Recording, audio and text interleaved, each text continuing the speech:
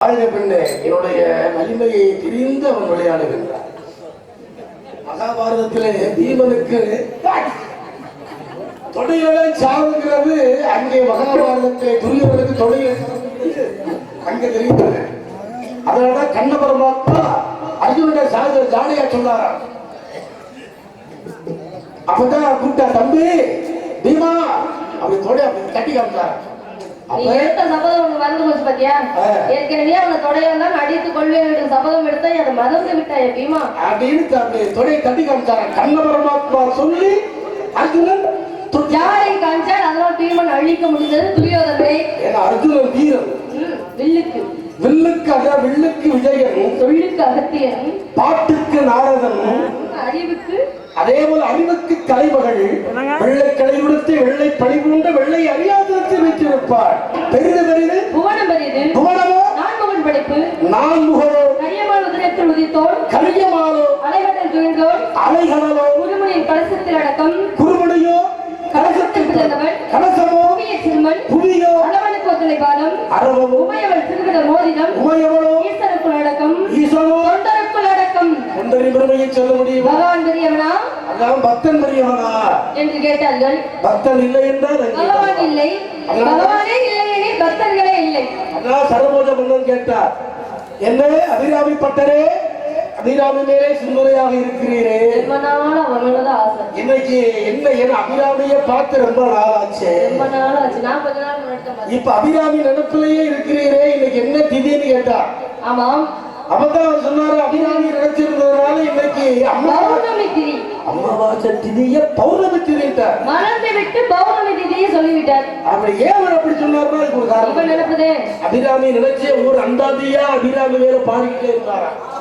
அப்படி பாடிக்கிட்டே இருந்தவங்க அந்த நேரம் சரபோஜ வந்து கேட்கிறேன், இன்னைக்கு என்ன திதி?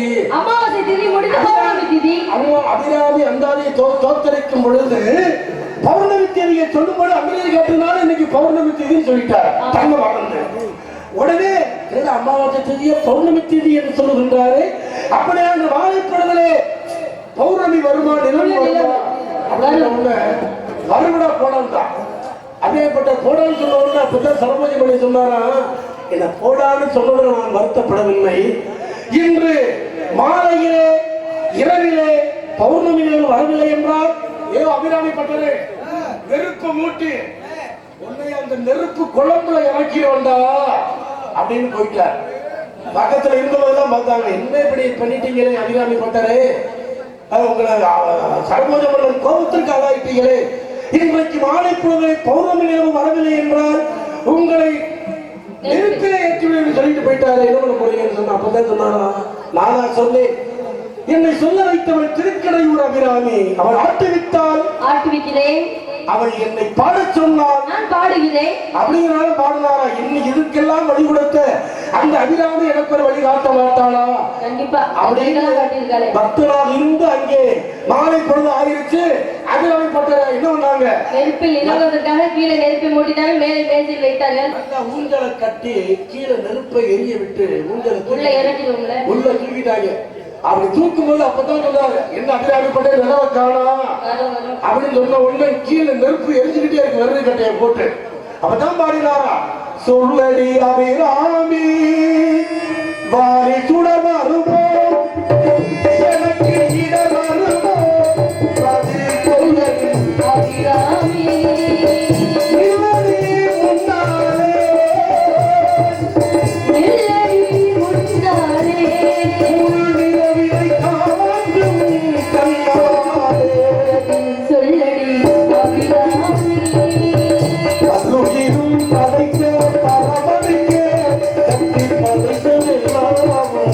Yeah.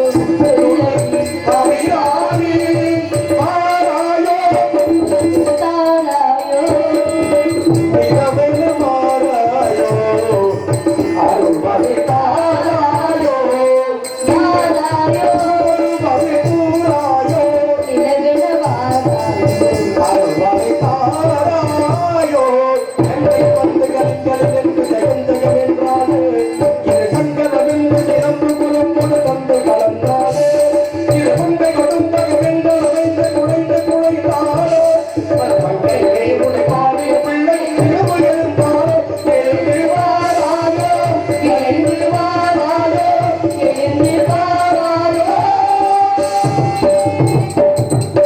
அப்படின்னு கூப்பிட்ட உடனேயே அங்கே வானத்திலே தன்னுடைய காதிலே உள்ள லோலாக கருணை போட்டாளாம். முழு நிலவாக காட்சி அளித்தது. பௌர்ணமி நிலவு வந்தது. அது பக்தனுக்காக எப்படி திருக்கரைகளை எந்தாய் அதிராகி வந்தாலோ ஆக பக்தர் இல்லை என்றால் அங்கே பகவான் இல்லை, பகவதி அம்மன் இல்லை. அதனால்தான் பகவதி அம்மனாக இருக்கின்றார் அங்கே. மந்தையிலே இருக்கிறார்கள் இரு பத்தினி பெண்களாக உருவெடுத்து வந்தவர்கள் இருவருமே. ஆமா, ஜமதகிரி முனிவரின் மனைவி ரேணுகா தேவி. அப்பேற்பட அந்த அனைத்து அந்த தெய்வங்களின் தன்மையிலே என்னாலும் கண்ணி தமிழ் மண்ணிலே காக்கத்தேன் புகழ்வாடி சித்திரமும் கைப்பழக்கம் செந்தமிழும் நாப்பழக்கம் வைத்தவரை கல்வி மனப்பழக்கம் திட்டம் நடையும் நடைப்பழக்கம் அப்படின்னு பிறவி குணப்பழக்கம். தவத்திறவையாகுமாம் தான் பெற்ற செல்வம் குலத்திறவையாகுமாம் குணம் என்பார்கள். அந்த போல என்னால் கண்ணி தமிழுடைய வாழ்க வாழ்க என்று எப்படி தெரியுமா வாழ்த்தவங்க கண்ணே கரிசல் மண்ணு போடு தினம் கண்ணீரில் நீந்துகின்ற மீனே. அங்கே இருக்கிற மீனாட்சி இருப்பா. அங்கே இருக்கிற மீனாட்சிக்கு மீன் விழியான்ற ஒரு பேர் இருக்கு. ஏன்னா உலகத்தில் எல்லா ஜீவராசிகளும் தூங்கும். தூங்காத ஒரு ஜீவன் எதுவென்றால் அது மீன் ஒன்றுதான். அதுக்கு இமை கிடையாது, ஆனால் தூக்கம் கிடையாது. அதனால்தான் இரவும் தூங்காமல் பகலும் தூங்காமல் நகரத்தை ஆட்சி செய்து கொண்டிருக்கிறார். கடம்பவனத்தில் என்பார் எங்கேற்கனவே மீனாட்சி கொண்டை முடி அலங்கரித்து கொஞ்சம் கையில் வைத்து அஞ்சுக மொழி உமையால் வீட்டிருந்தால் அந்த அழகிய மாநகர் மதுரையிலே என்பார். அப்பேற்பட்ட மதுரை மதிக்கு பெருமை சேர்ப்பவள் என்றாய் மீனாட்சி தான். அப்பேற்பட்ட மீனாட்சி நம்மளாலே சுடும் பாறை நீளத்திலே பாறை வனத்திலே தண்ணீரை தேட வந்த மாறே மாறே கண்ணே கரிசல் மண்ணு போரே கண்ணீரை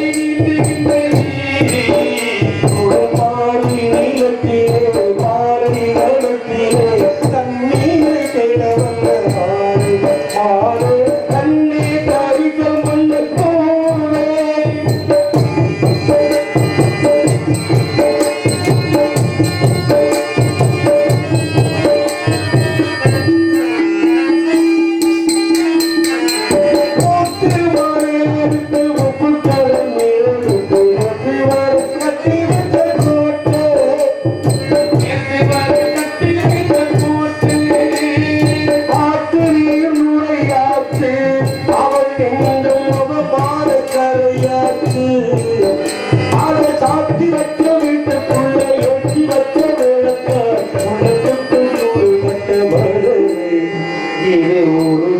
தண்ணி வச்சது கண்ணி கரிசல் மண்ணு போரே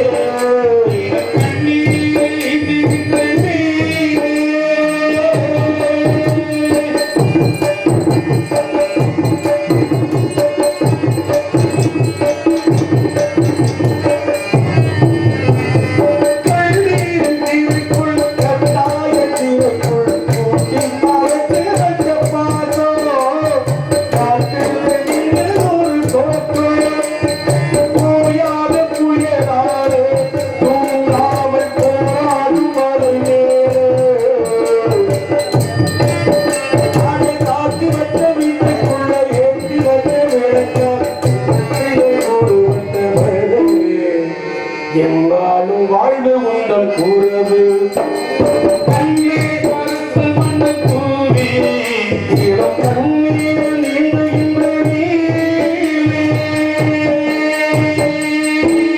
ஆக எல்லாவற்றையும் எனது ஞான கண்கொடு பார்க்கும் வல்லமை எனக்கு உண்டு. அப்படி எல்லாம் தெரிந்திருந்தால் உங்களுக்கு சில கேள்விகளை கேட்க. என்ன கேள்விகள்? கேள்வி கேட்டா பதில் பெறுவாயா? நீங்க கேள்விகள் கேட்கும் பொழுது பதில்கள் கிடைக்கும். தவத்திற்கு ஒருவர், தமிழுக்கு இருவர், குணத்திற்கு மூவர், சமத்திற்கு நால்வர், சகலத்திற்கு ஐவர், தவமதி எடுக்கணும்னா ஒருவர் வேண்டும், தமிழ் மதி எடுக்கணும்னா கட்டளைத்த இருவர் வேண்டும். ஆக உயிரெழுத்துக்கள் 12, மெய்யெழுத்துக்கள் 18, உயிர்மெய் எழுத்துக்கள் 716, ஆயுத எழுத்து ஒன்றே ஒன்று, மொத்தம் 747 எழுத்துக்களை கொண்டது தமிழ் மொழி. அதிலே வல்லினம் மெல்லினம் இடையினம். வல்லினம் என்பது என்பது எங்கன யமனே இடையினம் என்பது எடல விடல எடல வல்லினம் என்பது தா மெல்லினம் என்பது மீ இடையினம் என்பது இதுல உயிரெழுத்து என்ன எழுத்து அம்மா என்பது தமிழ் வார்த்தை ஆ என்பது உயிரெழுத்து ஆமா இப்ப தமிழ் என்பது மெய் எழுத்து மா என்பது உயிரும் மெய்யும் கலந்த எழுத்து அந்த ஆ என்ற அந்த மெய்யெழுத்தை அதாவது உயிரெழுத்தை தருபவள் தாய்தான் ஒரு கருவை சுமக்கிறாங்க இல்லையா அவ உயிரை கொடுப்பது தந்தன் அதுதான் உயிரை கொடுத்தவள் தாய் அந்த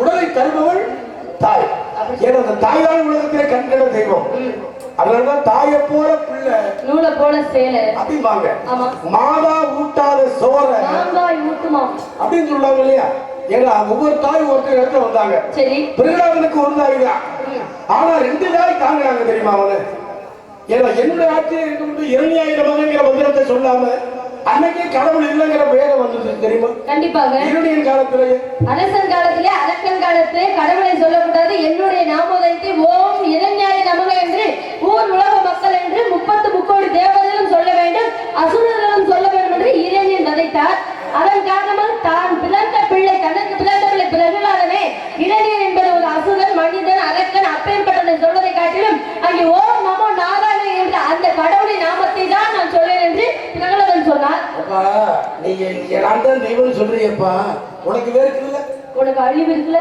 உனக்கு தலை வலிக்குதுல உனக்கு காய்ச்சல் அடிக்கும்ல உனக்கு வயிற்று வலிக்குதுல எல்லாத்துக்குமே கடவுளுக்கு தலை வலிக்குமா கடவுளுக்கு வேர்க்குமா இருக்காதே அப்ப நமக்கும் அப்பாற்பட்ட சக்தியாக கடவுள் இப்ப எள்ளுக்குள்ள என்ன இருக்கு எள்ளுக்குள்ள என்ன இருக்கு என்ன இருக்கு நல்ல என்ன எப்படி எடுக்கிறது அது ஆட்டுனா தான் எடுக்க முடியும் செக்கில போட்டு ஆட்டுனா தான் அதான் எள்ளு மாநாடு நடந்துச்சான் எள்ளு பெரிய எள்ளு சின்ன எள்ளுகளை கூப்பிட்டு என்ன வேணும்னு எடுத்தா ஏற்கனவே எள்ளு சின்னதே அப்பதான் பெரிய எள்ளு சின்ன எள்ள கூப்பிடுச்சா அந்த எள்ளுலயே பெரிய எள்ளு இருக்குமா அது அதாவது இருபிறவியில பிறக்கிற சரி அந்த எள்ளு சொல்லிச்சா என்ன வேணும்னு அந்த வழியா செட்டியார் ஒருத்தர் வந்திருக்கிறாரு இந்த எள்ளுலாம் புடிச்சு செட்டில போட்டு ஆத்திருக்காரு ஆட்டின உடனே எள்ளுக்குள்ள இருந்து எண்ணெய் வந்துச்சான் எப்படி எள்ளுக்குள் எண்ணெய் வருவதை போல பாலுக்குள்ள 5 குணம் இருக்கு ஆமா பாலை காய்ச்சி ஆற விட்டு உரைக்கு ஊத்துனா தயிராகும் தயிர்ல தண்ணியை ஊத்துனா அது மோராகும் பிரித்து இருக்கலாம் மோர்ல மத்தைக்கு எடுத்து கடைந்தால் பதம் வெண்ணெய் பதம்ங்கிற வெண்ணெய் எடுக்க வெண்ணெயை ஊட்டணும்னா நெய்யாகும் ஆக அதற்குள் 5 குணம் உண்டு ஆண்டவனுக்கு எங்க அம்மா பகவதி அம்மனுக்கு எத்தனை அபிஷேகம் செய்யறோம் இளநீர் அபிஷேகம் அத்தாது பண்றோம் பால் அபிஷேகம் பண்றோம் தேன் அபிஷேகம் பண்ணலாம் பன்னீர் அபிஷேகம் பண்றோம் ஆமாங்க பட்டாடை சாத்தலாம் ஆமா என்ன சாப்பிட்டோம்னாலும் அங்க நமக்கு கொடுக்கறது என்ன குங்குமமும் விபூதியும் தான் கொடுப்பாங்க ஆமா அம்மன் கோவில்ல பொதுவாவே குங்குமம் தான் கொடுப்பாங்க சிவன் கோவிலில அத விபூதி குடிப்பாங்க ஏன்னா பித்தா பிறைசூடி பெருமாளை அருளாலாம் காட்டை காட்டுக்கொண்டு இருக்கிற இவர் அதர்மங்களை அழிக்கக்கூடிய தொழில் புரியவர் சிவபெருமான் தானே ஆக நெருப்பு எந்நேரமும் உஷ்ணமா இருப்பாரு அங்காத்த சிவலிங்கத்துல எந்நேரமும் தண்ணி விட்டுக்கிட்டே இருப்பாங்க சிவலிங்கத்து மேல ஆமா அதே போல என்ன கொதிப்பான உடம்பு அதான் பித்தா பிறைசூடி பெருமாளை அருளாளா பித்தா பிறைசூடி பெருமாளே அருளாளா எத்தாள் பகவானே நினைக்கின்றேன் நின்னருளை என் அக்கினி எடுத்து கையில நெருப்படி தர முடியுமா நெருப்பு காஞ்சிருச்சுன்னா சாம்பலாயிரும் சாம்பலத்தான் சிவன் கோவில் கொடுப்பாங்க அதே போல கண்ணனாக கிருஷ்ணன் ஆலயத்துல துளசி தீர்த்தம் ஆக கிருஷ்ண பரமாத்மாக்கு கோயில கொடுக்கிறது துளசி தீர்த்தம் துளசியும் கொடுப்பாங்க அங்க தீர்த்தம் இங்க திருநீர் அதான் அப்பேற்பட்ட திருநீரும் எப்படி தீர்த்தமும் தருகிறானோ ஏங்க இந்த இடத்துல சுடுகாட்டு சாம்பல் எங்கேயாவது விபூதி கொடுப்பாங்களா கொடுக்க மாட்டாங்க ஒரு ஊர்ல சுடுகாடு சாம்பல் கொடுக்குறாங்க அது எந்த ஊர் எந்த உஜ்ஜயினியில மகாயம்மன் கோவில்ல தான் இன்னும் சுடுகாட்டு சாம்பல் விபூதியா கொடுப்பாங்க இந்த துளசி ஏன் பெருமாளுக்கு தீர்த்தமாக அந்த இடத்துல பிரசாதம் வழங்குறாரு தெரியுமா துளசி செடியாக வந்தவர் துன்மை என்று சொல்லக்கூடியவர் அவரை அழித்தவர் யார் என்றால் அந்த கிருஷ்ணராகப்பட்டவர் அந்த மகா நாராயணன் ஆகப்பட்டவர் அந்த அழிவை தாங்கி கொண்டு என்ன சொன்னார் இனிமே நான் கற்பின் தன்மையோடு இருக்க வேண்டும் என்றால் இந்த இடத்துல உங்களுடைய கழுத்தில் மாலையாக இருக்க வேண்டும் என்று அவர் கண்ணீர் துளியில் இருந்து சாம்பலில் இருந்து பிறக்கப்பட்டவர் துளசி அதனாலதான் எங்க பெருமாளுக்கு பக்கத்திலே துளசி மாலையாகவும் துளசி தீர்த்தமும் துளசி பிரசாதம் வழங்குறாங்க அந்த காரணம் உண்டு ஜலத்துலாசுரை அழிப்பதற்காக வந்த காரணம் வாதம் பித்தம் நாங்க ஒரு பெண்ணுடைய உடம்புல வாதம் சரியா இருக்கணும் வாதம்னா வாதம் சரியா இருக்கணும். ரொம்ப கூடி போச்சுன்னா கை இழுத்துக்கிறோம். ஆமா. அந்த வாதம் எந்த அளவுக்கு ஒரு பெண்ணுடைய உடம்பில இருக்கிறதோ அப்பதான் கரு தைக்கும்னா கரு வைக்கும் பாருங்க. அதே போல பித்தம்ங்கிறது ஒரு அளவுதான் உணவு இருக்கணும். அதுக்கு மேல போயிடுச்சுன்னா அப்புறம் எப்ப பார்த்தாலும் அதான் பித்தம் தெரிய மருந்து ஒன்று இருக்குது பேரின்ப வெளியில் என்ன அந்த மாதிரி எல்லா அளவோடு இருக்கணும். அதான் பித்தா பிரைசூடினாங்க. அப்பேற்பட்ட மாணவனின் மனிதனாக இருக்க வேண்டும். நாராயணர் கொள்ள காலமா தேடிக்கிறீங்க கல்வியை தென்பட மாட்டேங்கிறான். என்னுடைய ஆச்சரியம் இரண்டியான நமகை என்று சொல்லாமல் நாராயணாய நமகை என்று சொல்லுகின்றாயே. பிள்ளைகள் எல்லாம் பெற்றவரில் பேர் சொல்றதுதானே. நான் உன் அப்பா தானே. அப்ப நீ வந்து பிள்ளையாகப்பட்ட ஏன் பேர சொல்லணும், ஏன் நாராயணன் பேர் சொல்ற அப்படின்னு இளைஞன் கேட்டேன். உன்னுடைய தெய்வம் எந்த இடத்துல வேண்டாலும் இருப்பாரா? கண்ணுக்கு தோன்றிய அனைத்து ஜீவராசிலும் என்னுடைய நாராயணன் இருக்கிறார். தூணிலும் இருக்கார். அவதான் இளைஞன் பார்த்த திருந்த மாட்டான். காவலரை வாங்க இவனை பிடிச்சு கட்டி மலையில இருந்து தூக்கி போடுங்க அப்படின்னு பிரகலாதன காவலர்களை கூப்பிட்டு கைய காலையும் கட்டி உச்சியில இருந்து கீழே தூக்கி போட்டாங்க. அப்ப நீலமகள் அப்படியே தாங்கி பிடிச்ச உடனே தாயே நிலமகள் தாயே இன்னைக்கு எப்படி என்னை தூக்கி பிடிச்சீங்களோ அதே போல சின்ன குழந்தைங்க மாடியில ஏறும் பொழுதும் இல்லை நடந்து போகும் பொழுதும் ஓடும் போதும் விளையாடும் போது கீழே விழுந்து விட்டால் என்னை எப்படி தாங்கி பிடித்தீர்களோ அதுபோல அந்த குழந்தைகளையும் தாங்கி பிடிக்க வேண்டும் தாயாகப்பட்டவளே அப்படின்னு கேட்டு வாங்கினார் பிரகதாழ்வார். அப்படி இன்னைக்கு பாருங்க ஒரு குழந்தை வேடிக்கு ஓடி விளையாடும் போது கீழே விழுந்துருச்சுன்னா அக்கப்பக்கம் பார்க்கணும்.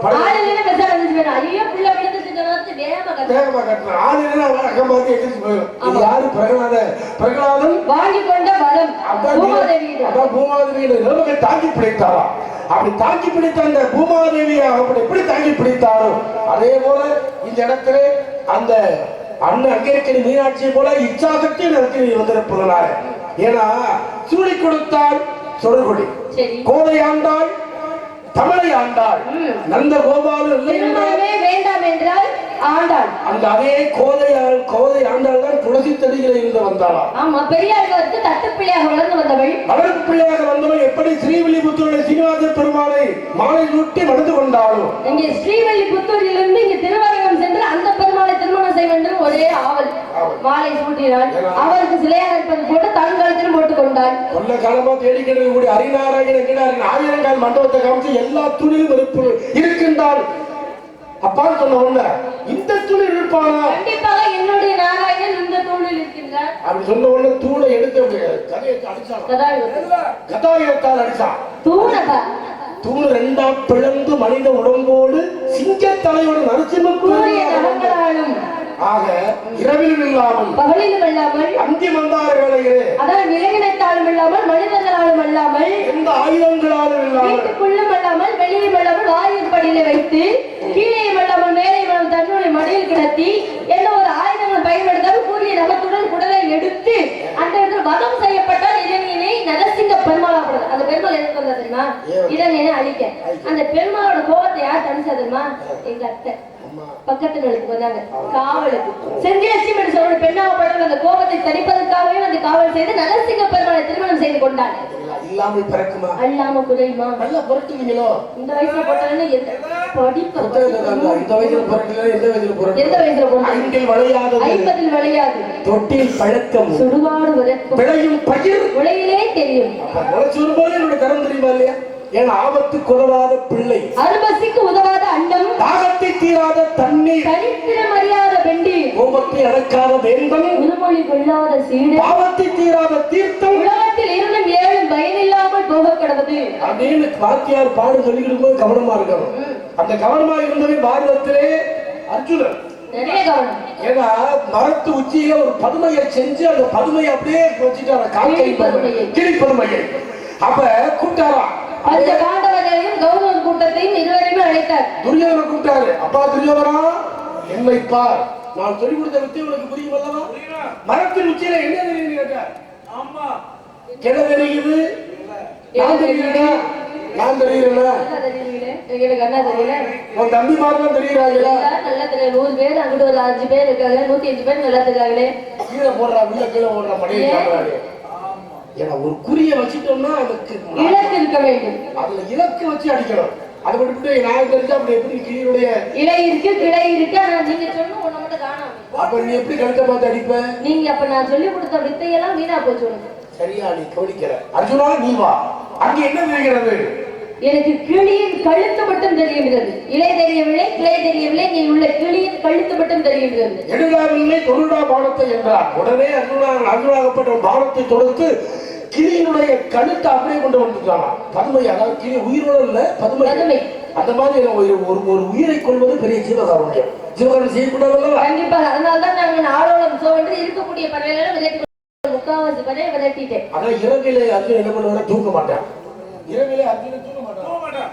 ஆச்சார் கூட தான் அந்த ஏன்னா பஞ்சபாண்டங்களே ஒண்ணு துரோணாச்சாரியா முதல்ல திருவாச்சாரியின் மைத்துனர் தான் துரோணாச்சாரியா. துரோணாச்சாரியாருடைய காலையில அமைக்கிட்டு அவர் தூங்க வச்சுக்கிட்டு என்ன பண்ணுவாங்க? 12 மணிக்கு எந்திரிச்சு நடுக்குறிச்சாம 12 மணிக்கு எந்திரிச்சு வெளியே இருட்டுக்குள்ள போய் என்ன பண்ணுவேன்? இருட்டுக்குள்ள போய் அடிப்பானா. சொல்லி கொடுத்த வித்தைய இருட்டுக்குள்ள ஒரு வெள்ளையா வர்ணத்தை பூச்சி குறிவாத இருட்டுக்குள்ள அடிப்பானா. இருட்டுக்குள்ள எப்படி அடிப்பா? உள்ள முடிச்சுட்டு அடிச்சாங்க இருட்டுக்குள்ள சரக்குல போய் குத்தும். ஆமா, அப்படி அப்பதான் எதிர்த்து வந்தாராம். சிறுநீர் கழிப்பதற்காக வெளியே வரக்கூடிய துரோணாச்சாரியை பார்க்கிறார். யார் அங்கே கேட்கப்படுவது? நான் தான் கூடாது அர்ஜுனன். என்ன செய்து கொண்டிருக்கிறார்? இருட்டுக்குள்ள எப்படி அடிக்கிறது? நான்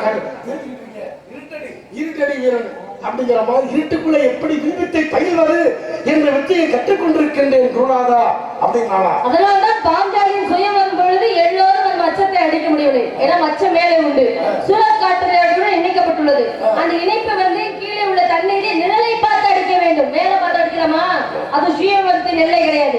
கீழே நிழலை பார்த்து அடிக்க வேண்டும். அதனால்தான் அர்ஜுனன் ஒருவனால் மட்டும் நிழலை பார்த்து கீழே அடிக்க முடிந்தது அந்த மச்சத்தை. அப்பேற்பட்ட வில்லுக்கு விஜயன் அதுக்குதான் நான் சொல்லிக் கொடுத்த மாணவர்களிலே நீதான் அர்ஜுனா நான் சொல்லிக் கொடுத்த பாடத்தை நன்றாக பயின்று கொண்டார். அதனால என்னால் உனக்கு உன்னுடைய வாழ்க்கையிலே என்னால் வெற்றி உண்டு அப்படின்னு ஆசீர்வாதம் கொடுத்தான்.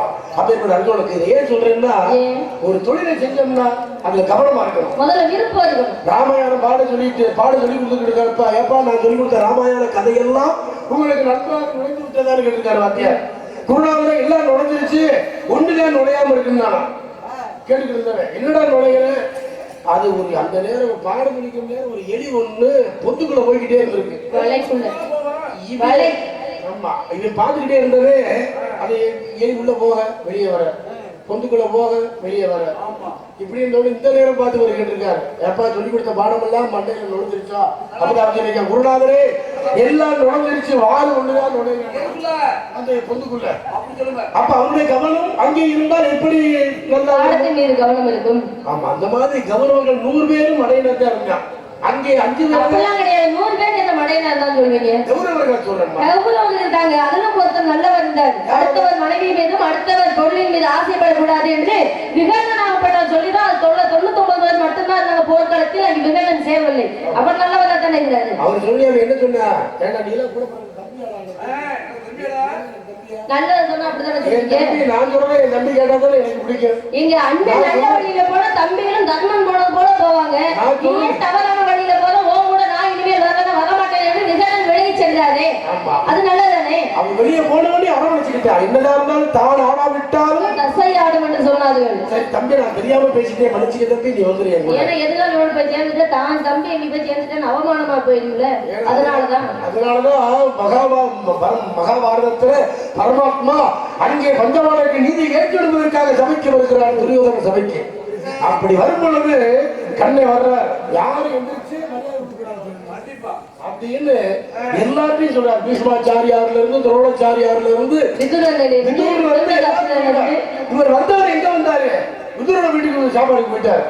துருதன் வீட்டுக்கு வரல. அப்பதான் கேட்டான், என்ன கண்ணா தூது வந்த நீ என் வீட்டுக்கே விருந்துக்கு வரணும், எப்படி விதுரன் எங்க சித்தப்பா வீட்டுக்கு போங்க அப்படி கேட்கும் பொழுது, இல்லை துரியோதனா ஓ வீட்டு வந்து நான் சாப்பிட்டேன்னா அது நல்லா இருக்குமா? ஏன்னா பாக பிரிவினை செய்யக்கூடிய நேரத்தில் நான் கேட்டு வந்திருக்கேன். பாண்டவர்களுக்கு 5 ஊர் கொண்டு கேட்க வந்திருக்கேன். நீ கொடுப்பியா? 5 ஊர் தர மாட்டேன். 5 வீடு கொடுப்பியா? 5 வீடு ஊர் சொல்ற இடம் கூட தர மாட்டேன்னு சொல்லுவேன். நீ விபச்சாரி மகன் தானே சொல்லோட விதரோட கோபம் தெரிஞ்சு. ஏண்டா ஒரு சித்தப்பேடு பார்க்காம அவன் வேலைக்காரியின் மகன், விபச்சாரியின் மகன் கிடையாது, வேலைக்காரியின் மகன். சொன்னது விபச்சாரி மகன் சொன்னதுனால ஒரு கோபம் வந்து இந்த இப்பேற்பட்ட மகாபாரத போர்ல உனக்கு நான் தலையிட மாட்டேன்டா. இந்த வில்லு என் கையில இருக்காது. இந்த வில்லு கிடையாதுடா எனக்கு சொல்லி அப்பேற்பட்ட விஷ்ணு நினைச்ச உடச்சு போட்டுட்டு காண விட்டு போயிட்டார். நான் போறேன் அப்படின்னு. அப்பதான் கண்ணனுக்கே நிம்மதி வந்துச்சான். ஏன்னா விதுரன் கையில இருக்கக்கூடிய தனுசு விஷ்ணு தனுசு, அர்ஜுனன் கையில உள்ள தனுசு பிரம்ம தனுசு. ஏன்னா பிரம்ம தனுசுக்கு முன்னால அதுக்கப்புறம் தானே வாச வைக்கிற வேண்டிய பிரம்ம தனுசுக்கு முன்னால விஷ்ணு தனுசுக்கு முன்னால ஜெயிக்க முடியாது அப்படிங்கறதான் செய்வோம். விதுரனுடைய பிள்ளை ஒழித்தால்தான் இந்த துருவரை கொல்ல முடியும்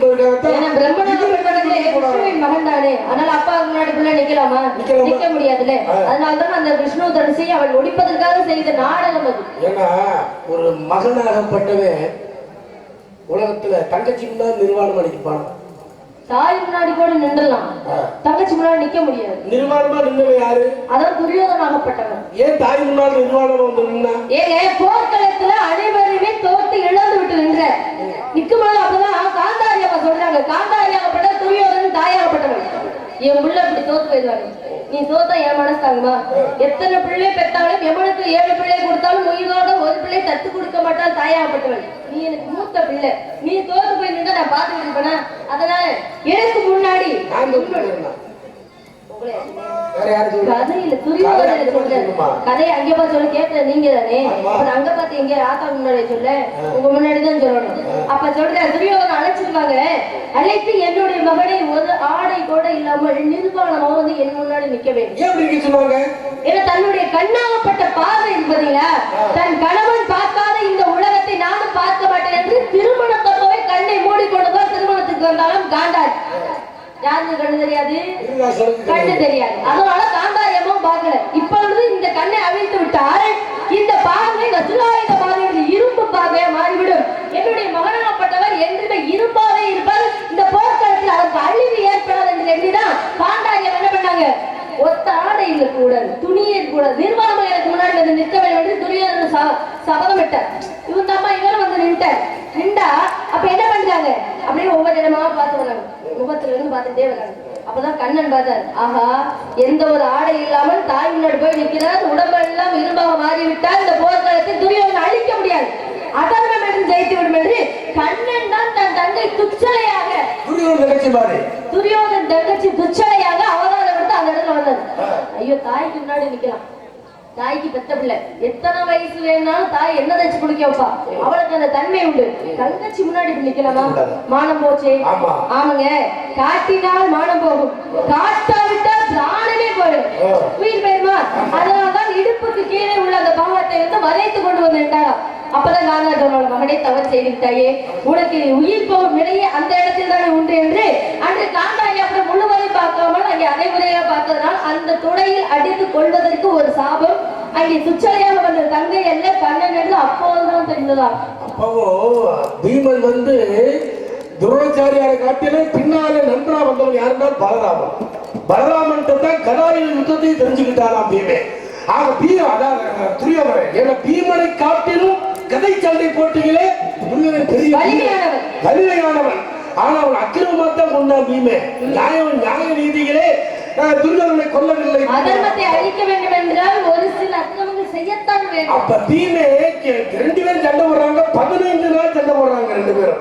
பீமனும் துரியோதனும் சண்டை போடும் பொழுது கடைசியில பீமனை வந்து துரியோதனை ஜெயிக்க முடியல. அந்த அளவுக்கு அவன் கதை போட்டிகளே பெரிய வீரனாக இருந்தார். அப்பதான் சொன்னார் யாரு, கண்ண பரமாத்மா ஜாடை காமிச்சார். அவன் தொடையில பீமனாகப்பட்டவர் அங்கே ஜராசந்தனை அழிப்பதற்கு எப்படி ஜாடை காட்டினாரோ, ஒரு பிள்ளை எடுத்து 2ஆல் கிழித்து இடமேறு வழக்கை மாற்றி போட்டால் ஜராசந்தனை அழிக்க முடியும் என்ற தன்மையோடு இன்னும் ஜாடை காட்டினார் கண்ணன். அப்படி ஜாடுதாது ஆக போருக்கு மாறாக அந்த வீரத்துக்கு மாறாக தொடையில் அப்படி தள்ளி கொண்டானா. அப்பதான் தேவர்கள் அது துரியோதனை சாகும் போது பூமலை விழுந்தாங்க. பேர்பட்ட ஒரு வீரனை அநியாயமா கொண்டுட்டீங்களா? ஏன்னா ஏற்கனவே முற்பகல் செய்யும் பிற்பகல் விளையும். ஏன்னா 1000 பலம் கொண்டவன் அபிமன்யு சுமத்திரைக்கு பிறந்தவன் இல்லையா? ஏன்னா 16,000 யானைகள் பலம் கொண்டவன் பீமனாகப்பட்டவன். அப்பேற்பட்ட அபிமன்யு எப்படி கொல்லணும்? சக்கர வியூகம் அமைத்து அதற்குள் உள்ளே சென்றால் வெளியே வர தெரியாது. அநியாயமா முதல்ல கொன்னது யாருன்னா அபிமன்யை கொண்டாங்க. ஆமாங்க, குச்சேலன் வீட்டு அதான் கணவராகப்பட்டவன். அதனாலதான் பின்னால துரியோதனன் அப்பேற்பட்ட இழிவுச்சாதலை சென்றான் அங்கே பாரதத்திலே. அதனால தர்மத்தின் வாழ்வனை சூதுகவும் மீண்டும் தர்மமே வெல்லும். அதே போல எப்படி அங்க மகாபாரத தர்மம் அருமையாக வந்ததோ அதே போல இந்த இடத்திலே அதர்மம் அழியணும், தர்மம் நிலைவரணும். சரிங்க, இங்க அதர்மம் செய்வதற்கு யார் சீதை வளரும் போதே சிவதனுசு எடுத்து வில்லும் நடந்து சுயவரம் போட்டி அதனால் நடந்தது. சந்திரமதி பிறந்த போதே தாலியோட பிறந்தாங்க, ஹரிச்சந்திரன் கண்ணுக்கு மட்டும் தெரிந்தது. நல்ல பாடத்தான் தெரியும் நினைச்சா தம்பி ராமதாஸ். இந்த பிள்ளை நல்ல மகாபாரத்தையும் நல்லா பேசுறாடா. நல்லா பாடி இருக்கா. ஏன்னா சொன்னாங்க தொட்டனை தூர் மணற்கேணி மாந்தருக்கு கட்டளை தூணும் அறிவு. படிக்கத்தான் அறிவு வரணும். மண்ணை தோண்ட தோண்டதான் மண்ணி ரூட்ல இருக்கும். அகல முழுவதை விட ஆழம் முழுவதே மேல். அது எந்த நிலத்துல உள்ளன்னு காரணம் இருக்குல்ல. ஆமா, மேட்டு புஞ்சிய உணவு கேட்ட மேலாமணிக்க தொட்டவனு கேட்டாங்கிற மாதிரி அரங்காட்ட உணவு கேட்ட அரங்காப்பிடாரிய கொண்டவனு கேட்டாங்கிற மாதிரி எல்லாருக்கும் கோட்டையிலே பறந்தாலும் போட்ட புள்ளி தப்புமா இன்னைக்கு தப்பாதே. அதனாலதான் சந்திரமணி பிறந்த போது தாலியோட பிறந்தார்கள். பரசுராமன் பிறந்த போது இருந்தார். கர்ணன் பிறந்த போது கவசமும் குண்டலமும் சேர்ந்து பிறந்தார். கண்ணகி பிறந்த பொழுது கனகவேங்கை குரமகளாக நீ பிறந்த 7 பொருளுடன் பிறந்தாராம். 7 பொருளுடன் பிறந்த 7 பருவத்தோடு வந்திருக்க. ஆமாங்க, 7 பருவத்தில் இல்லை, 7 பருவத்தில் மங்கை பருவம் அடைந்து காவலுக்கு வந்திருக்கிறேன். இப்ப இருக்கக்கூடிய பருவம் மங்கை பருவம். 13 வயது. முகத்தை பார்க்கவே தெரியாது. நல்ல லட்சுமி விளாட்சியமா இருக்கு. ஏன்னா 1 முதல் 7 வயது வரை, 7 முதல் 11 வயது வரை, 11 வயது 13 வயது வரை, 13 வரை 19 வயது வரை, 19 வயது 25 வரை, 25 31 வரை, 31 40 வரை பேரிடம் பேர் என்று சொல்லக்கூடிய 7 வகை பந்தம். இப்படி பேதை பெரும்பை மங்கை மடந்தை அறிவை தெரிவை பேரன்பன் இணைந்திருக்கிறவரை மங்கை பருவம். இந்த பருவம் தான் பருவம் என்பது சித்திரமாக பாதுகாத்துக் கொள்வது மிகவும் பத்திரமாகும். அது வருவது ஒரு முறை சாத்திரப்படி வரமுறை தவறிவிட்டால் உபத்திரத்திற்கு ஆளாக நேரிவிடும். வருமுன் காவாதான் வாழ்க்கை எரிமுன் வைத்து போல கெடும். சேகரித்துக் கொள்ள வேண்டும். அப்ப முடியாது, அப்ப யாருக்க முடியாது. இப்ப முடியாது, எப்பவுமே முடியாது. அவன் முடியாது, இப்ப முடியணும். என்ன முடியும்? என்ன முடியணும்? என்ன முடியும்? உனக்கும் நான் பார்த்து வந்த மாப்பிள்ளைக்கும் கல்யாணம் முடிக்கணும். மாப்பிள்ளையா? நான் படிச்சே காட்சியிலே நேற்று அதை நான் உனக்கு சொல்லட்டுமா? யாருக்கு யார் சொந்தமே நேற்று அந்த வேலைகளின் பக்கம் என்று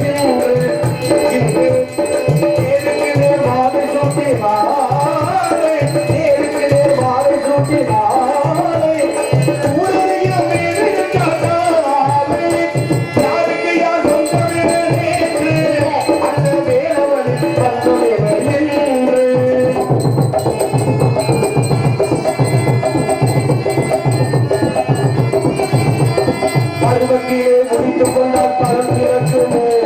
பருவத்திலே கண்ணி பருவத்திலே கல்யாணம் செய்தால்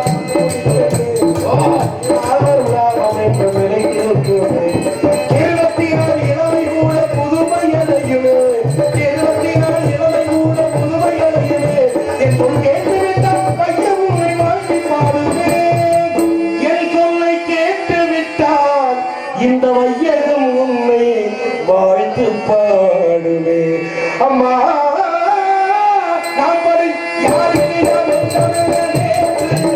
அந்த வேலவரின் மற்ற என்று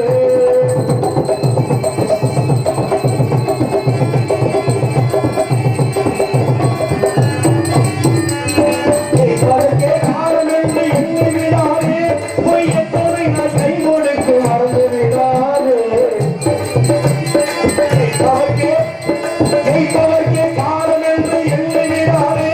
பொய்யத்தோரை நான் கை கொடுத்து மறந்து விடாதே. ஒரு நாளில் நிலைமைக்கெல்லாம் மாறுதல் உண்டு. ஒரு நாளில் நிலைமைக்கெல்லாம் மாறுதல் உண்டு. அந்த மாறுதல் செய்வதற்கு வேறவன் உண்டு.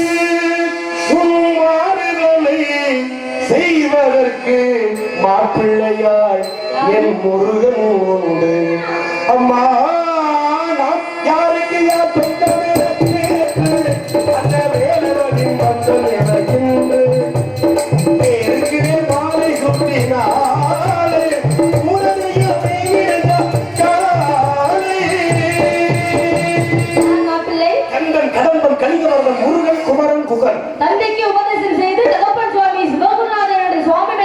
எப்பேற்பட்டவரா? அதே நேரத்தில் அருணகிரிநாதனுக்கு முத்தை தரு பக்தி திருநகை அத்திக்கிற சக்தி தரவர முத்துக்குருவர திருப்புகழ் பாடுவதற்கு ஏதுவாக அமைந்த அந்த குமரனா?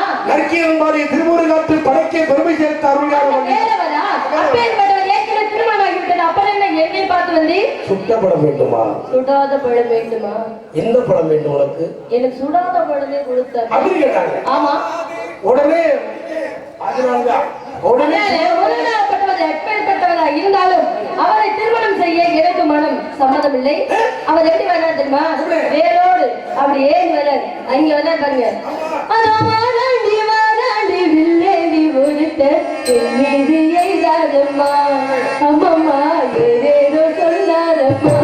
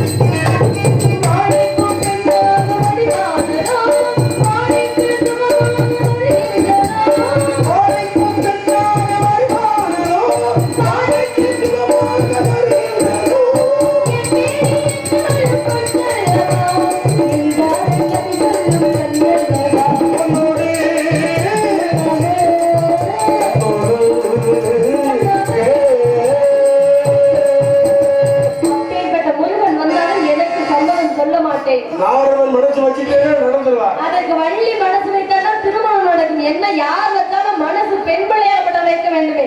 இன்னாருக்கு இன்னார் என்று எழுதி வைத்தான் தேவன் என்கிற மாதிரி சொல்வதற்கு நான்கு மாதம் வரவேற்பதற்கு எண்ணமில்லையே. சிவன் மனைவி யாரு? சக்தி. மகாவிஷ்ணுவின் மனைவி மகாலட்சுமி. துஷ்யந்தன் மனைவி சகுந்தலை. ஜமதக்ஷினி முனிவரின் மனைவி தேவி. இந்திரனின் மனைவி இந்திராணி. சூரவர்மனின் மனைவி பதுமகோபலை. வள்ளுவன் மனைவி வாசுகி. கோவலன் மனைவி ஹரிச்சந்திரனின் மனைவி அதான் சந்திரமதி. விநாயகப் பெருமானின் மனைவி முருகன் மனைவி யாரா? தெய்வயானே. வள்ளியுடைய வள்ளிமா தெய்வயானே. வள்ளி வள்ளியரவம்மா அறிவே சந்தா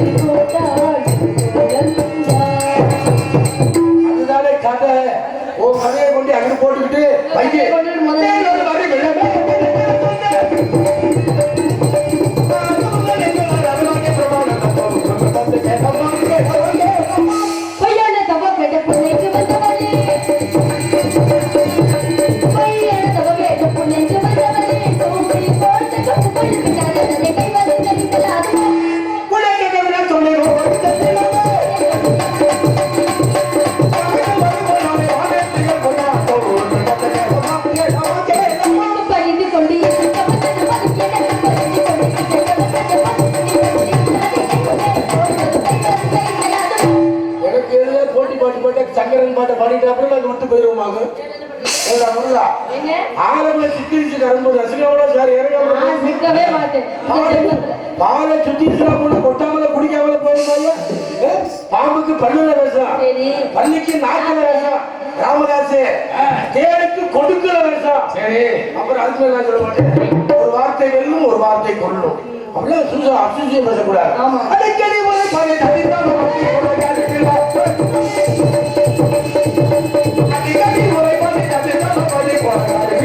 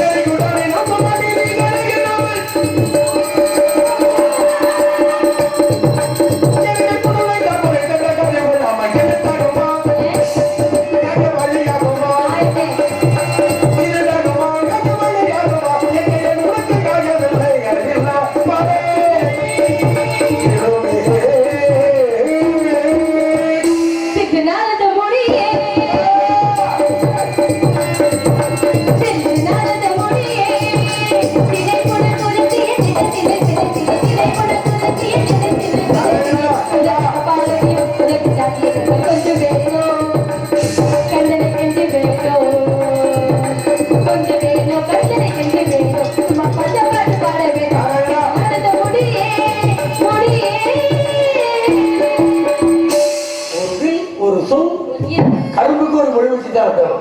அதான உண்மை. உன்னை வச்சுக்கிறேன். இல்ல எங்க வச்சு எங்க வச்சு உன்னை பார்க்க வேண்டுமே அந்த திருத்தணிகைகளே உனக்கும் நான் பார்க்க வந்த வல்லரசு வல்லரசு என்ற முருகனுக்கும் வல்லமை பொருந்திய அரசன் எனக்கு என்று ஒரு நாடு, எனக்கு என்று மக்கள் நாடோடி மன்னன். அந்த மன்னனை வரை செய்து இந்த சூரியன் அசமமாவதற்குள்ளாக தேவரிசி நாடு முடிவன் என்பது உண்மையானால் பெண்ணே லூசு பெண்ணே அப்படின்னு சொல்லல. லூசு பைய ஓமேல லூசா சுத்துற அப்படின்னு யாரை சொல்லணும்? அவன்தான் முருகன். என கிரியா சக்தி என சக்தியிலே பங்கினி உத்தர திருநாளிலே ஏற்கனவே திருப்பரங்குன்றத்திலே மூத்தவன் தெய்வகுஞ்சலியாலை வடமுறைந்தாலும் இச்சா சக்தி என்ற சக்தியிலே நீ ஞான சக்தி என்ற கையில் இருக்கக்கூடிய முருகனுடைய மேல் ஆயுதம். அந்த வெற்றி இல்லாத வீரனை அந்த முருகனை வரச் செய்து உன்னை சிறையிடத்தை செல்ல செய்கிறேன். இது சத்தியம், இது சத்தியம், இது சத்தியம்.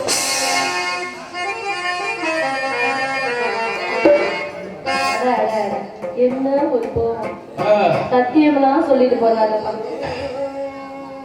என்ன முருகன் வர வேண்டும், அனைவருக்கும் அருளாசி கொடுக்க வேண்டும்.